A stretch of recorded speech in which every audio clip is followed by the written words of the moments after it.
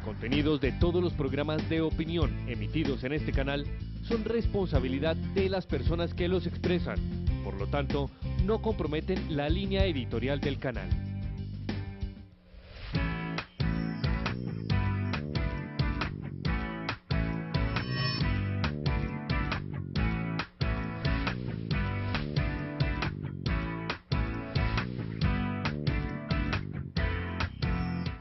Amigos, buenas noches, qué rico estar con ustedes otra vez de nuevo a su programa Nada es Imposible. En vista de las personas que me llamaron la semana pasada acerca de Bill, sobre los temas que hemos venido manejando con él, lo volvimos a invitar. Bill, bienvenido, Bill Carrascal. Bill Gracias, es Martica, buenas noches. para los que me preguntaron, su profesión es literato, pero también es predicador y es preceptor de un colegio. Además pertenece a un grupo que es mi grupo de la Carpintería del Corazón. Ya hemos hablado que la Carpintería del Corazón, que es un grupo donde se hace trabajos de carpintería en la reparación del corazón, que realmente la mayoría de personas tenemos esos tipos de problemas. A veces el corazoncito está un poquito arrugado, está un poquito quebrado, pero el Señor nos ha dado unas herramientas muy lindas para poder restaurar los corazones. El tema para esta noche, ¿te es difícil decir no? ¿Cómo te parece esa pregunta, Bill? Pues me es difícil responderte, la Martica, y yo sé que por las cabezas de los teleamigos están pasando muchos recuerdos, muchas consecuencias negativas de los sí que hemos dado, de los no, porque no estamos preparados para administrar la lengua.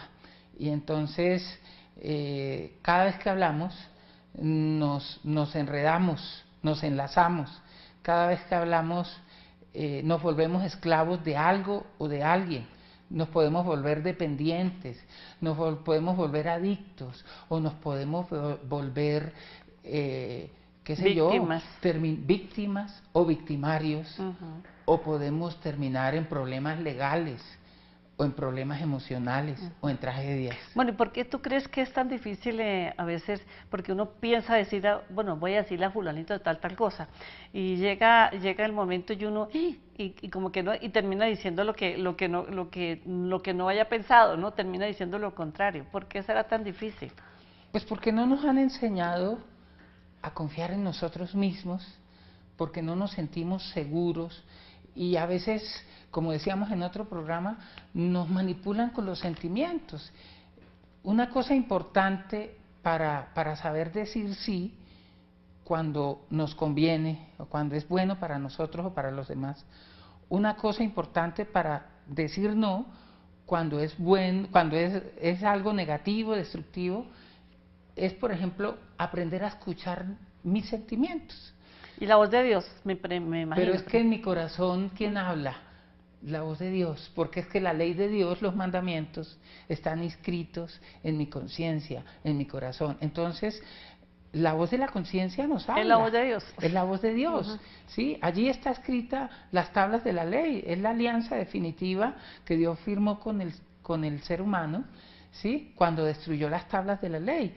Pero nosotros no sabemos escuchar el corazón donde habla Dios. Si nosotros, cuando nos proponen algo indebido y nos empezamos a sentir culpables por no decir que sí, nos detenemos un poquito, invocamos la presencia del Espíritu Santo y le pedimos a Dios que nos permita escuchar el corazón, vamos a sentir, por ejemplo, ¿por qué será que cuando me proponen esto, o me invitan a ese lugar, o cuando me dicen o me llaman a proponerme o a que vaya a tal lugar, ¿por qué será que yo siento angustia? ¿Por qué será que yo me entristezco? ¿Por qué yo me siento culpable? Esos sentimientos no son de Dios, esos sentimientos vienen de otro lado. ¿Y de dónde vienen? A ver. Vienen de aquel que es mentiroso desde el principio, del padre de la mentira, aquel que nos manipula, nos enreda, que siempre viene como un juez inicuo, que es Satanás. Como león rugiente también diríamos, ¿no? Pero yo me lo imagino, ¿sabes cómo? Yo me lo imagino como ese ser perverso, pervertido y pervertidor que viene a enlazarnos para hacernos caer.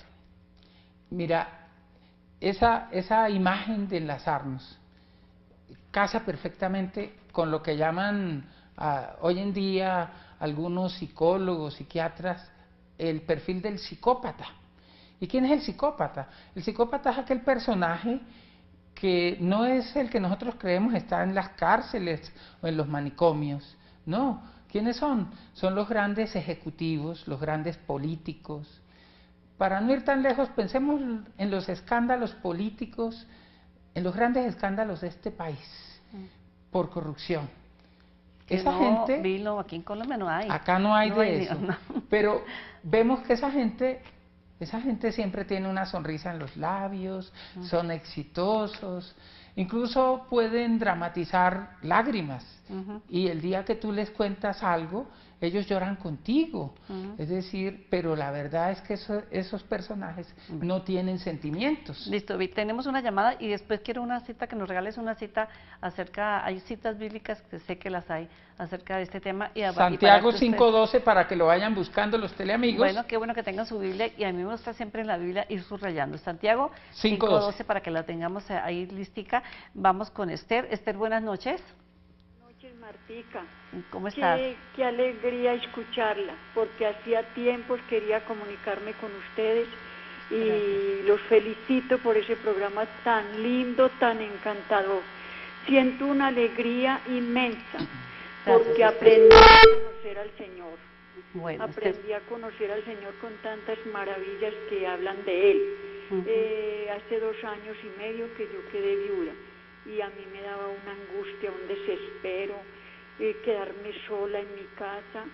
Y bueno, y me pegué del Señor, del corazón de Jesús que tengo aquí, que está entronizado, y le pedí que no me abandonara, que no me dejara, y me escuchó porque ya me siento alegre, y pongo los canales católicos, y esa es mi compañía hasta que llega mi nietecita, que vive conmigo, pero ella estudia de noche y llega a las 11.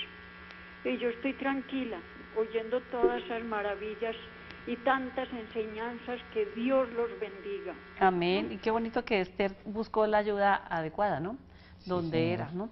Bueno, la cita bíblica. Bueno, dice Santiago 5:12, sobre todo, no juréis ni por el cielo ni por la tierra, ni con otro juramento. Antes bien, sea vuestro sí, sí, y vuestro no, no, para que no caigas bajo el juicio. Bueno, ese caer bajo el juicio, ¿qué significa? Bueno, y la pregunta para esta noche, que tiene que ver con el tema, ¿cierto? ¿Qué pregunta le vamos a hacer aquí a los teleamigos? ¿Has dicho sí, sí, o no, no, o has cambiado? ¿Y qué consecuencias ha traído para tu vida esos sí y esos no? Si ha traído problemas o no. Entonces, la pregunta, ¿has tenido problemas al cambiar tu manera de pensar? Porque uno muchas veces dice, voy a decir sí, y termina diciendo no. O lo contrario, voy a decir no, y llega ya y le ponen carita de tristeza, y uno dice, bueno, sí. ¿Qué problemas te ha traído el haber cambiado de opinión a último momento? Bueno, Bill... Un afiche que había en mi casa cuando yo estaba niño, siempre lo leía, me llamaba mucho la atención. Decía, el que es prudente es sabio, el que es sabio es bueno, y el que es bueno es feliz. ¿Sí? Y Mateo 5:37 precisamente nos habla de la prudencia en el hablar, de ser moderados en el hablar. Dice Mateo 5:37, sean moderados al hablar, que vuestros sí sea sí, sí, y que vuestro no sea no, no, porque todo lo demás viene del demonio. Como decíamos, ese psicópata que se llama Satanás, que nos enreda, que viene, que se reviste como ángel de luz. Es que Satanás no es el de cacho y colas, como dice un amigo nuestro que sale en este canal, que lo queremos mucho. Ese también se hace la lipo y se manda a afilar las uñas y a quitar los cachos. Y a quitar los cachos. Ajá. ¿No? Entonces, pues precisamente es eso, la prudencia que hace verdaderos sabios, como dicen por ahí, ¿sí? Es sabiduría, es administrar bien la palabra, porque la palabra tiene poder y la palabra tiene consecuencias graves, Eso iba porque el yo. verbo crea. ¿Qué repercusiones hay cuando la persona, vamos a suponer que tiene la voz de la conciencia, o sea, Dios le dice, no hagas tal cosa, ¿sí? No solamente qué consecuencia puede traer a la vida cuando la persona entonces sabe que tiene que decir no, y resulta diciendo sí, ¿qué consecuencias trae a nivel Es que nos espiritual, volvemos esclavos, a nivel familiar, a nos nivel volvemos de... esclavos de lo que hablamos? No solo de lo que hablamos, porque también hay palabras escritas cuando yo hago un negocio, cuando yo hago una alianza estratégica, si soy empresario, cuando yo empeño mi palabra o cuando yo omito, cuando yo debo decir un momentico, eso que está diciendo o eso que me está proponiendo es una falta de respeto a mi dignidad de hijo de Dios. Un momentico, usted me está proponiendo algo que va contra mi integridad y la de mi familia, y entonces uno, o porque tiene necesidades, hay hambre en la casa, hay que llevar para el mercado, o porque, ¿qué va a pensar? Uno se siente culpable de decir que no, porque ¿qué va a pensar? Es que somos amigos, él va a pensar que yo no lo quiero, ¿cierto? O porque sencillamente me amenazan, ¿sí? Entonces yo no sé defender mis derechos. Es decir, este tema de decir que sí, decir que no, tiene que ver con aprender a poner límites. Es pecado no poner límites. A Dios no le gusta que nosotros nos dejemos pisotear, ¿sí? Porque nosotros somos hijos de Dios, y cuando nosotros cedemos nuestro territorio, el territorio de bendición, y dejamos embargar nuestra dignidad de hijos de Dios, empieza eso a traer cola para nuestra Bueno, te familia. tengo una pregunta, pero vamos después de esta llamada. María en Bucaramanga. Buenas noches, María. Buenas noches. ¿Cómo estás, María? Bien, sí, Hola, señora, María. para felicitarlas por el programa. Gracias, María. Bueno, cuéntanos. Una pregunta es que tengo una hija y ella sale de una enfermedad y se mete a otra y se mete a otra y nunca está bien. Sale Y de ella es una... muy Sale de una y se mete en a otra. orar, a hacer el rosario todas las noches, pero no sé qué pasa. Esa es mi pregunta. Y muchas gracias. Bueno, ¿Qué le aconsejamos aquí a María para esta hija? A ver, primero que bueno, todo... pues, a ver, primero hay que, como decía yo en otro programa, hablarle a Dios de esa situación, confiar en Dios, pero para no desviarnos del tema, sería importante mirar cómo ella puede haber empeñado su palabra, ¿cierto? A veces no, la culpa no es siempre del diablo, porque el diablo es muy malo, existe. Yo conozco, Martica y yo hemos orado muchas veces enfrentando a ese personaje con grandes exorcistas y sabemos lo malo que es y sabemos lo que puede pasar en una persona, pero no nos digamos mentiras. Muchas de las cosas que pasan en nuestra vida, de los problemas, ocurren porque nosotros metemos la cabeza donde no la debemos meter, porque el que busca el peligro en él perece. Otro, porque a veces empeñamos nuestra voluntad, porque el diablo es muy malo, pero él sin nuestro consentimiento no puede hacer muchas cosas. Entonces, si nosotros lo permitimos, a veces dejamos abiertas puertas y por ahí el diablo se mete la cola. Y yo veo, para que le aconsejemos a María, tu hija necesita una dirección espiritual.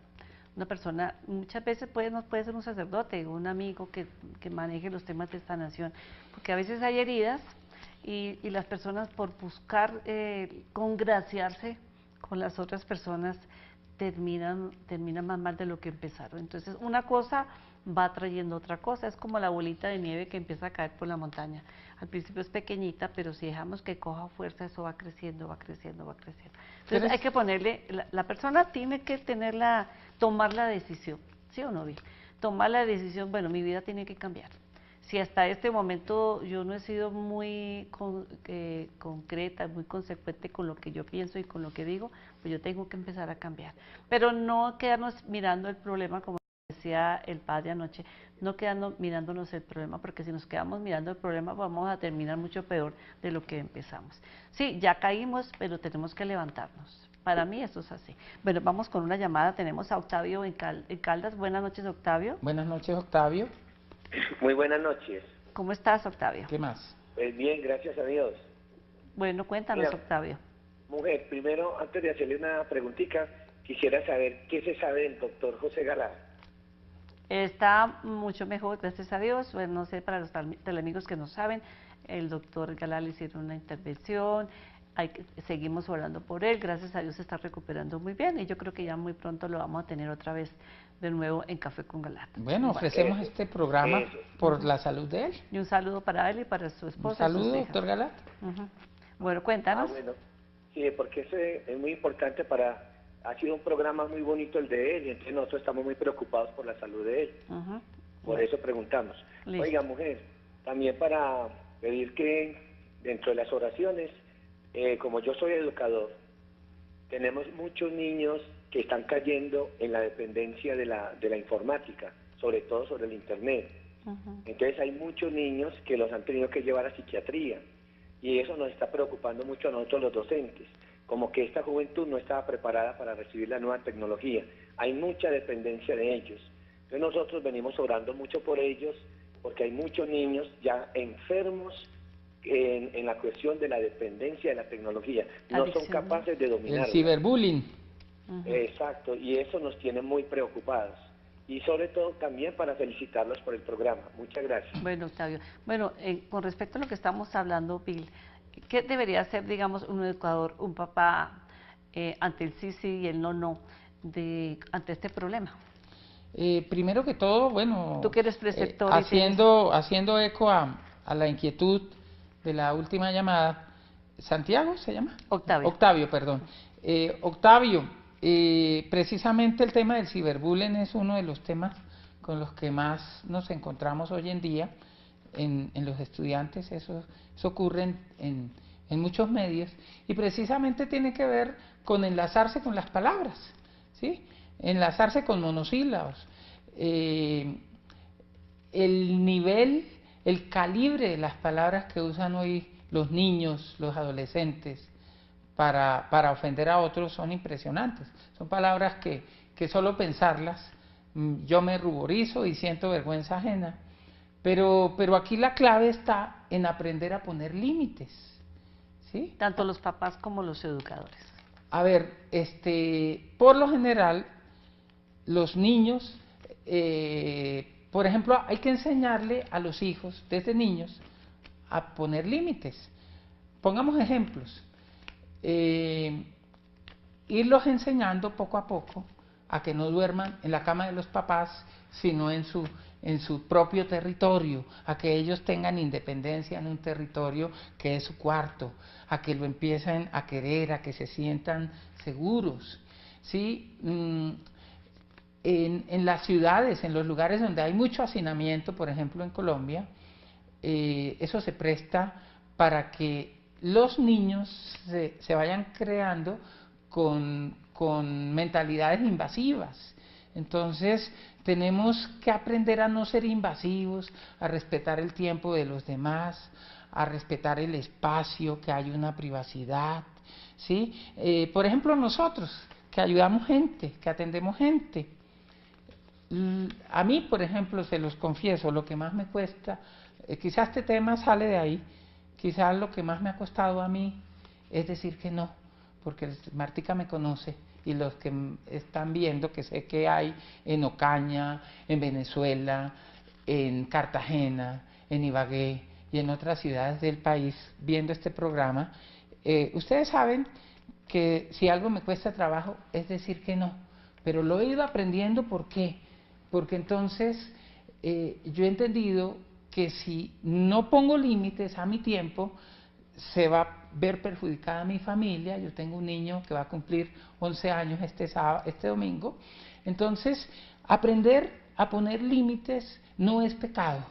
No me tengo que sentir culpable, porque cuando yo aprendo a poner límites al tiempo y respeto el tiempo de mi hijo y de mi esposa, yo voy a tener paz en mi corazón, y cuando yo atienda a las personas no me voy a sentir con rabia, con esas personas que bueno, me necesitan. Pero yo diría en cuanto al consejo para Octavio como profesor, pienso yo, pues no soy educadora, pero pienso como mamá, ¿sí? Ponerle límites a los hijos en el internet, ¿sí? De tiempo.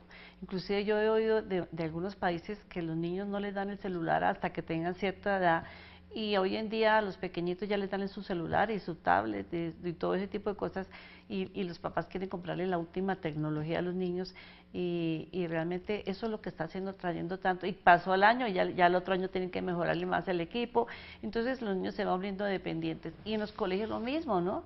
Pues realmente nosotros en el tiempo nuestro no había ni computador, ¿no? Apenas había calculadora, y a uno no le dejaban utilizar la calculadora en una clase de matemáticas, por decirle algo. Entonces yo pienso que es poner límites y decirle a los chicos, así se paren en la cabeza, no, y sí, ¿por qué? Porque hay que darle la razón. Pienso que es Y por que ahí. no, y una cosa importante, que no vean los límites como un castigo, Ajá. que le encuentren un propósito, cosas importantes. Demórele lo que más pueda el acceso a la tecnología. Demórele lo que más pueda a sus hijos, a los pequeños, demórele lo que más pueda, abrirles un email, por favor, Facebook, demórense lo que más pueda. No, y explicarles el ¿Sí? peligro de eso, y además también pienso que los papás muchas veces por no tener tiempo para hablar con los hijos, entonces les regalan un computador, y ese es el error que cometemos o que cometen los papás. Bueno, tenemos a Amparo en Bucaramanga. Amparo, buenas noches.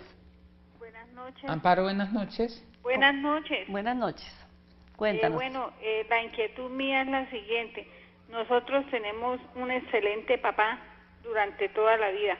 En este momento ya tiene una edad avanzada y se nos ha vuelto muy difícil la convivencia con él, porque está pues de casa en casa donde mis hermanos, pero se ha vuelto agresivo, no hace caso, reniega todo el tiempo, pelea.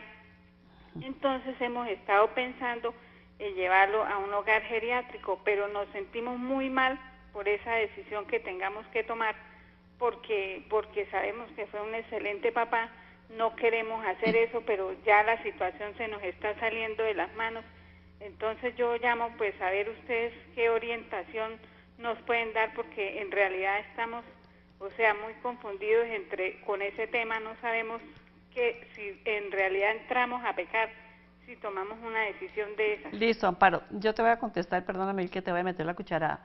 Nosotros tuvimos un programa con el doctor Diego Arango, y él hablaba sobre eso, ¿no?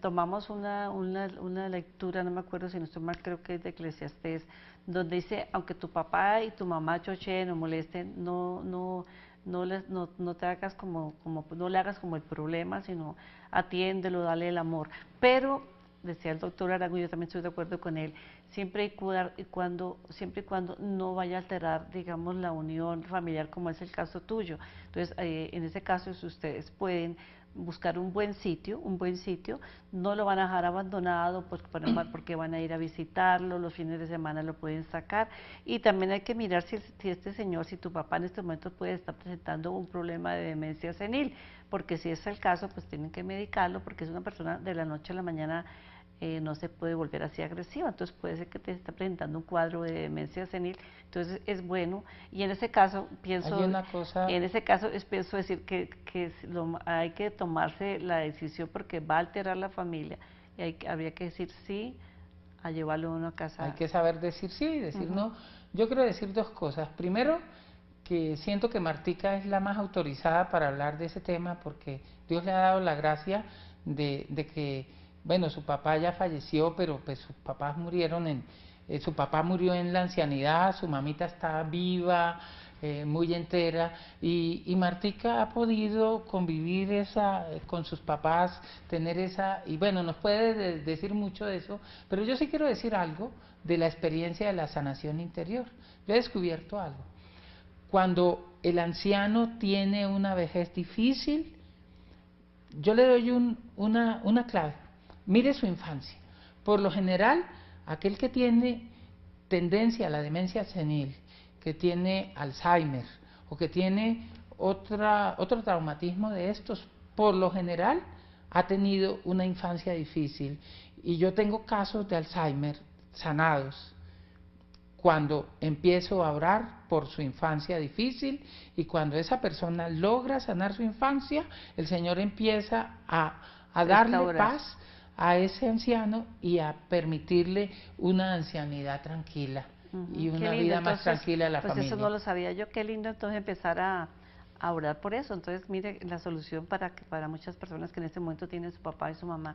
Pero lo más importante, hay que darles mucho amor, porque es el único mandamiento, honrar a padre y madre, que tienen promesa. Y honrarlos hasta el último día. Hasta el último momento. Bueno, Alberto en Bogotá, Alberto en Bogotá, buenas noches. Hola, Alberto. Llamada, muy buenas noches.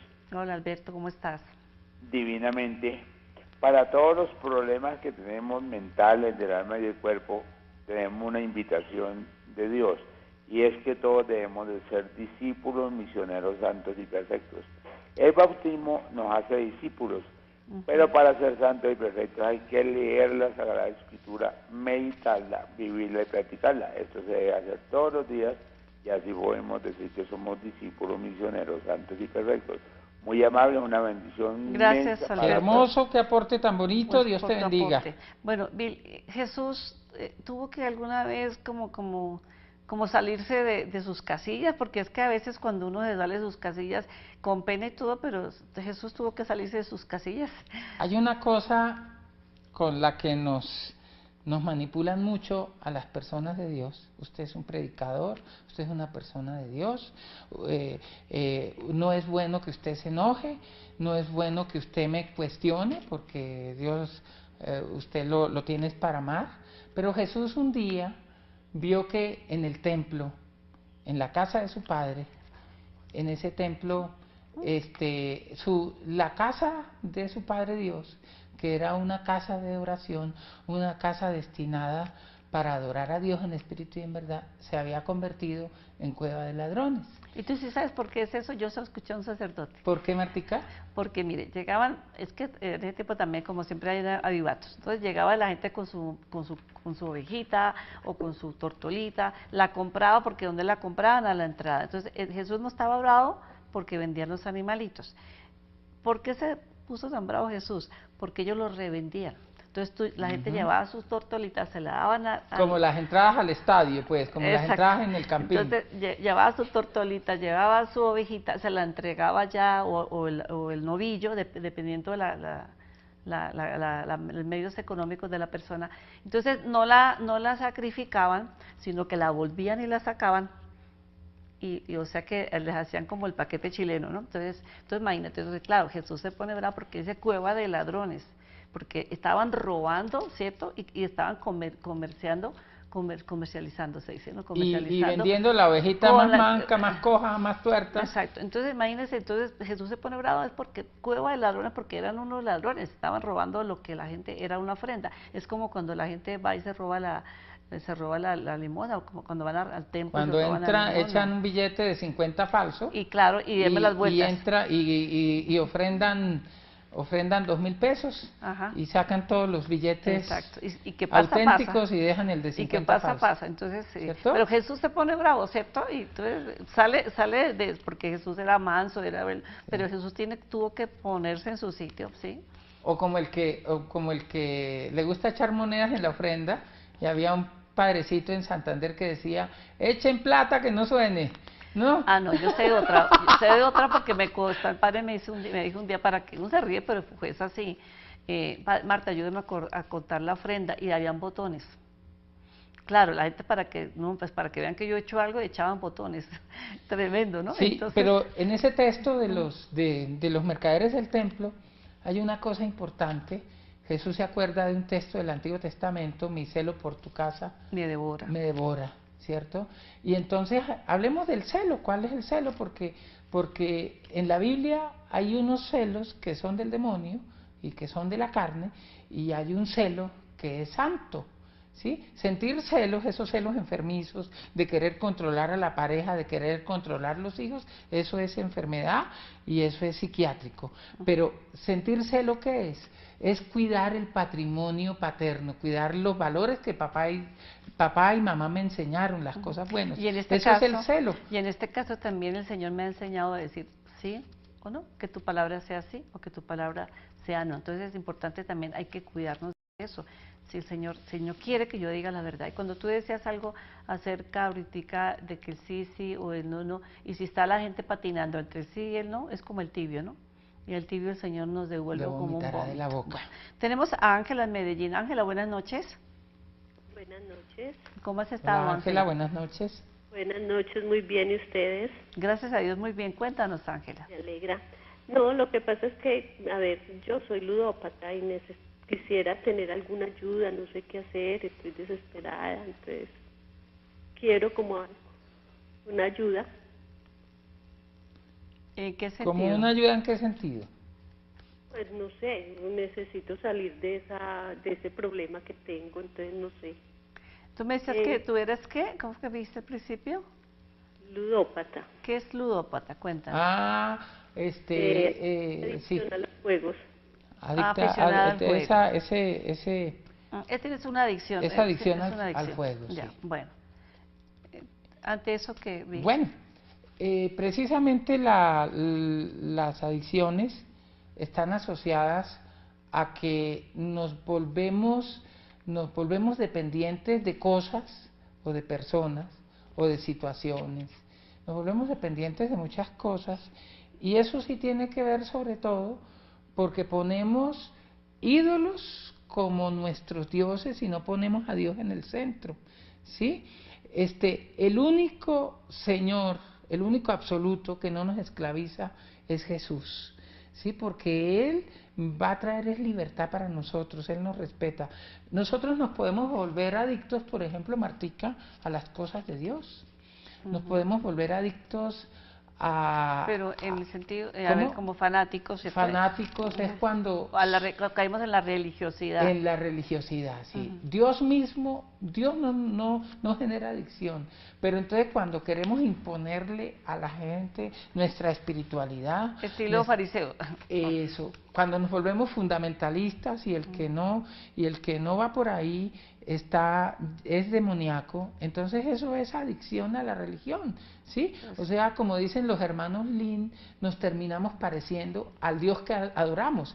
Si nuestro Dios es el juego, nos terminamos pareciendo y nuestra vida se empieza a volver como un juguete y nos volvemos juguetes de cosas. Entonces, la ludopatía, como cualquier adicción, es algo que tiene que ver con la enfermedad, con la voluntad que está herida, ¿sí? Eso requiere una ayuda profesional, por un lado, pero sobre todo requiere que yo deje entrar a Dios en mi corazón, ¿sí? Y que yo me discipline, y si yo caigo en eso una y otra vez, pues tengo que, si me cuesta el trabajo de poner límites a mí mismo, pues tengo que pedirle a alguien que me los ponga, ¿cierto? Y tengo que pedir sobre todo, ahí se necesita un milagro, pero también hay que mirar cuál es la raíz de esa ludopatía, ¿dónde aprendí yo a eso?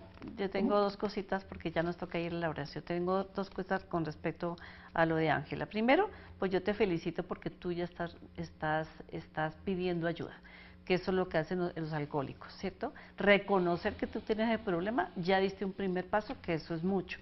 Te aconsejaría, yo siempre aconsejo que cuando haya algún tipo de adicción, mirar los principios de los Alcohólicos Anónimos, donde ellos van trabajando su problema diariamente.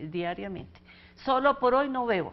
Señor, solo por hoy no voy a ir a jugar. Mañana, quién sabe, pero hoy yo te pido que me des la fortaleza de no ir al juego.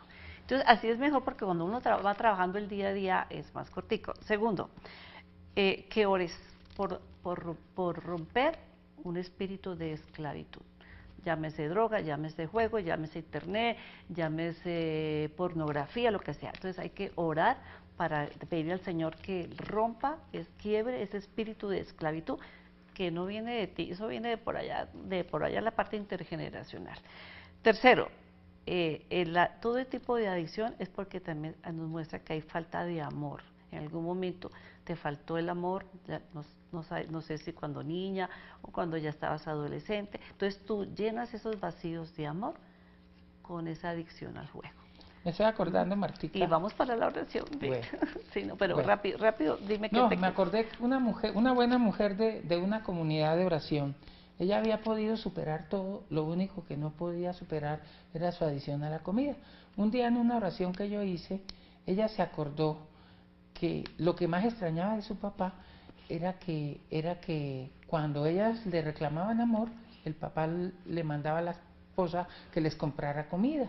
Entonces, ella, cuando le faltaba el amor de papá, comía, y por eso se volvió adicta a la comida. Cuando ella perdonó a su papá por el abandono y por no tenerlos en cuenta, superó su adicción a la comida. Este tema, Biblia, da para mucho, yo sé. Entonces, si ustedes tienen preguntas con respecto a este tema, miraremos a ver si lo podemos ampliar.